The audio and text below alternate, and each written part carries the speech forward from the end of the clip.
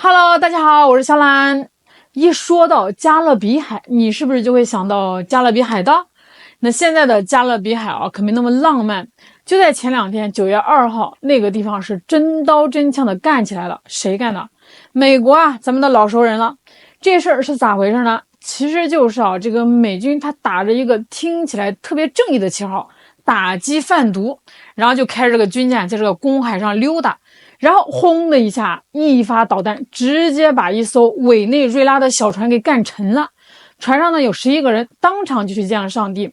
我跟你说这个事儿放一般国家那得是天大的外交事件啊。可是你猜美国那边啥反应？尤其是那位总想搞个大新闻的川普，他老人家不但不觉得这个事儿有啥不妥，还挺得意的。他把这个美军导弹打沉船的视频直接发到他自己的社交平台上。那意思好像就是在说瞧见没，爷就是这么硬气，不服憋着。这还不算完领导都表态了，那底下人能不跟上吗？他那个副总统叫万斯的，也是个狠角色啊。大哥这边刚表完态，他那边彩虹屁就吹起来了，立马在推特上就发了个帖子，那叫一个吹捧啊。他说都看好了啊，这个美军就该这么用，把那些害我们美国人的毒枭们都给除了，这才是我们军队的最高使命。你听听这话说的那叫一个霸气侧漏啊！不知道的还以为他们在拍好莱坞大片呢。但是呢，互联网上明白人多呀，有个专门给他唱反调的网红叫布莱恩·啥啥斯坦的这个名字太长，反正记不住，咱们就叫他老布吧。这个老布直接在这个底下怼他，我说哥们儿，你这不经审判就杀害别国的平民，在我们这儿这叫战争罪。你猜这个万斯怎么回？他要是讲点道理辩解2句，那都算是他输了。人家直接一句粗话就顶回去了，去他的，老子才不管你怎么想呢！这哪是国家领导人呀，这简直就是街头混混吵架嘛，霸道，太霸道了啊！好了，问题来了，那这个川普他为啥好端端的非要跟这个委内瑞拉过不去呢？真就是为了那点毒品？那你要是信了你就是太天真了。这帮搞政治的，尤其是美国人嘴里面说出来的理由你反着听就对了。所谓的禁毒战争就是个幌子，一块遮羞布。那真实的目标还是那老2样，说了你都觉得没新意。这第一就是推翻委内瑞拉现任总统马杜罗的政府。这第二呢，为了石油，美国看马杜罗不顺眼，那可不是1天2天了这哥们儿是天天跟美国对着干，美国能容他吗？为了把他搞下台这个川普政府那是下了血本的，直接开了个悬赏，多少钱？5000万美元。这是什么概念当年这个美国满世界的抓这个本拉登悬赏金才2500万，这马杜罗的面子比这个本拉登还大1倍啊！美国司法部给他扣的帽子也是大的吓人，说他是全球头号毒枭，还把整个委内瑞拉这个政府跟一个什么特伦德阿拉瓜的毒贩集团绑一块儿，说他们是恐怖组织。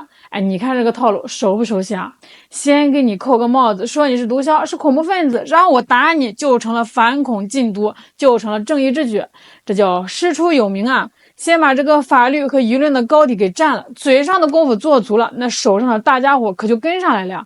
从8月底开始美国海军就乌泱泱的往这个加勒比海派了一大堆军舰。那个阵仗你说他是去打毒贩子那简直就是拿宰牛刀去切黄瓜，大材小用而且是太小用了。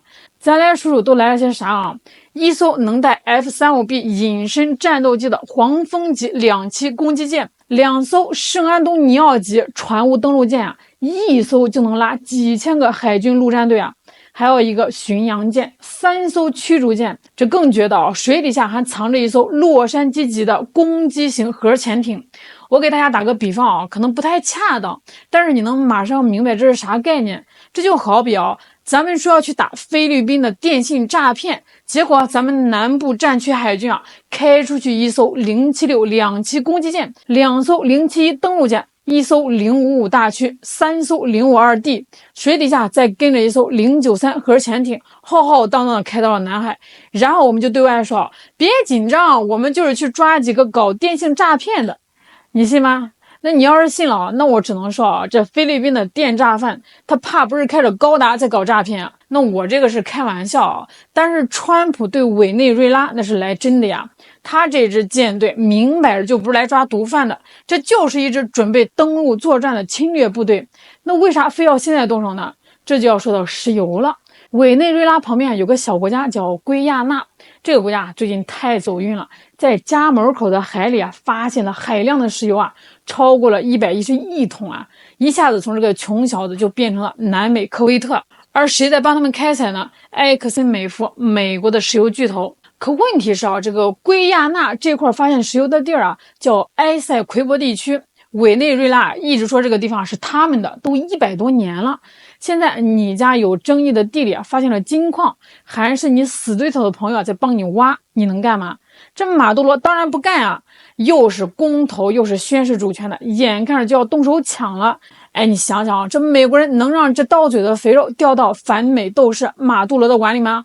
那绝对不能所以这个川普出兵的最终目的就是给那个圭亚那撑腰，保住美国石油公司的利益，顺便把这个马杜罗这个眼中钉给拔了。那面对美军的航母舰队都开到家门口了，马杜罗怂了吗？还真没有。这哥们他也是个硬骨头9月4号、5号连续2天委内瑞拉空军派出了他们的 F-16战斗机，直接从美军驱逐舰的头顶上低空飞过去。这叫啥？这叫起点输出那意思就是你船大炮多是吧？有种你开火老子就在你头顶上飞，你动我一下试试。这是一种战术威慑秀肌肉，表示我不是好惹的。那更有意思的是委内瑞拉的 F-16还是当年跟这个美国关系好的时候买的，这等于说是用美国人自己造的飞机去挑衅美国人，这下可把这个美国人给气着了。五角大楼那帮将军们估计肺都快气炸了，心里面肯定在骂好家伙，我打不过东边那个兔子，我还打不过你南美小耗子吗？气急败坏之下，五角大楼马上下令增兵，紧急向对峙前线增派10架 F-35A 隐身战斗机。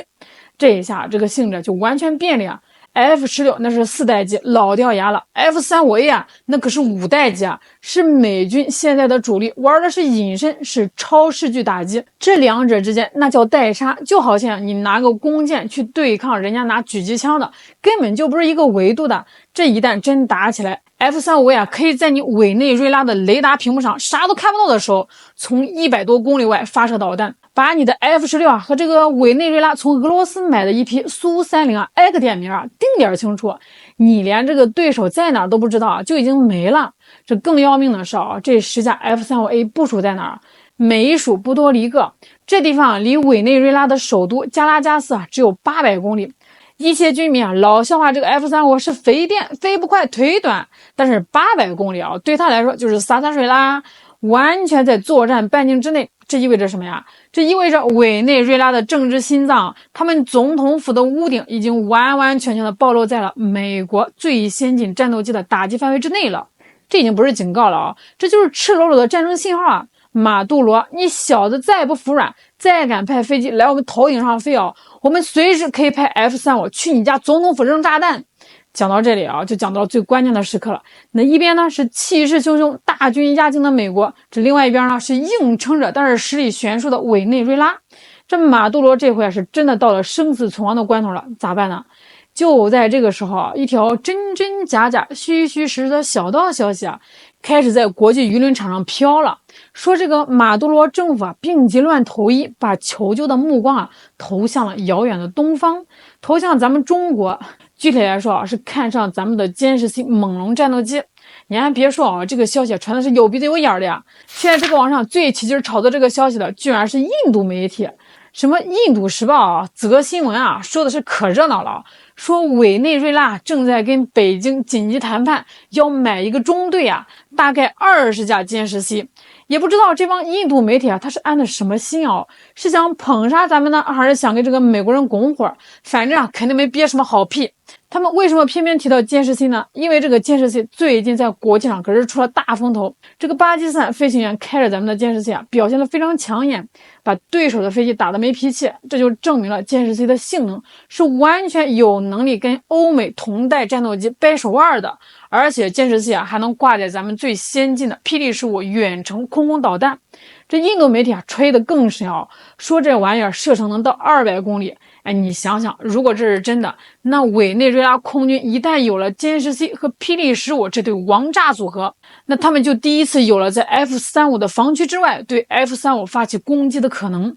而且啊，这个委内瑞拉现在的主力战机啊，除了那批老掉牙的 F-16啊，就是从这个俄罗斯买的那21架苏30。现在俄罗斯自己那边打的是一塌糊涂，哪有功夫给你提供新的飞机和零件啊？